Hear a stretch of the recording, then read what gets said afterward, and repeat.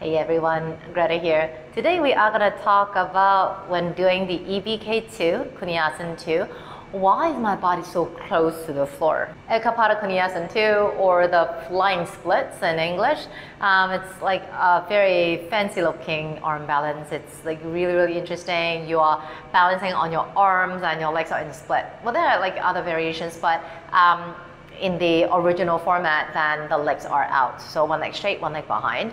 And I see that a lot of people are really close to the floor. And they feel that a lot of times they cannot hold for a very long time. And the longer they hold, the heavier they are. So why is that? So a lot of people, when they do the shape, they tend to go really close to the floor, like that. If you can see my face, I'm just gonna have my knee bent. So it's really close to the floor. Well, that's not a wrong pose. Okay, don't get me wrong, there's no such thing as right or wrong. But if you are in this shape and you feel that you're struggling a lot, you feel very heavy, you cannot hold, then you might need to change your arms.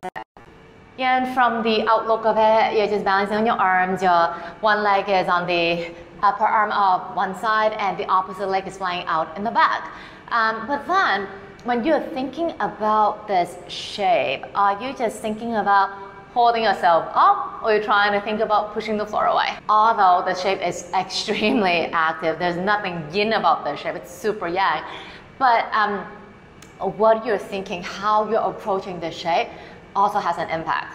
So if you're thinking of just kind of like holding yourself up, putting everything on your arms and shoulders, that is more of a passive way of thinking. So that's why when you're doing it that way, your body's really close to the floor. You feel like you're holding your body up. So if you want to feel when you're in the shape that you are tall, you are light, and you feel you're lifted up to the sky more than closer to the floor, kind of like you feel like an airplane departing, taking off, rather than landing, then when you do the shape, you need to think that the arms are pushing the floor away. So even though your elbows are bent, when you're doing the shape, you actually want to, when you're in it, straighten the elbows. And you want to feel the chest, instead of coming down to the floor, you want to feel the chest moving forward and lifting up exactly like an airplane taking off. So what I mean is this. So when you are approaching the shape, you want to feel the chest is moving forward and lifting up at the same time, and the elbows want to become straighter. So as you can see, a huge difference. The first approach, you couldn't even see my face. I have to, move my front leg out of the way before you could see it. And the other one, you could clearly see. And also, the shape of my body is much more parallel to the floor rather than more of a diagonal line. I know that, from the physical outlook of my body, it still feels really close to the floor. I mean, that's just the way it is because, you're bouncing on your arms and your arms are bent, so you are only this much away from the mat. So yeah, it has to be very close to the floor. But when you are the doer, like doing this shape, you want to fight against gravity. Don't let gravity win, and that is how you can stay lifted. And also, you want to feel the entire body. I always now refer the body to like a bus, moving forward at the same time, so much that it has to lift up.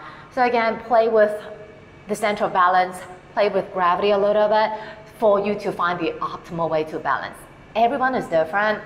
Some people have longer torsos, some people have longer lower bodies, and all that stuff. So men are different from women, again, because of the anatomy, the nature of our anatomies are different. So that is why. When you are in the arm balance, it doesn't matter how complex it is, you should be able to breathe. And you should be able to feel some sort of lightness in the shape. If you are struggling a lot, if you feel you are on the verge of collapsing, then something is missing. Most probably, the shifting forward part is not enough. So check that out.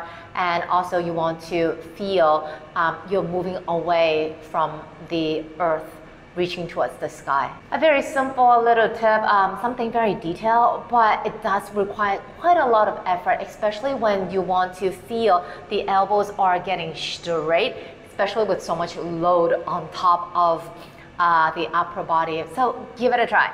Okay, if it helps to place an object out far in front of you for you to keep shifting forward, by all means do that. That's what I used to do, and it really helped me to lengthen my body. And then over time, when everything becomes more familiar, then you don't need all those additional props to guide you.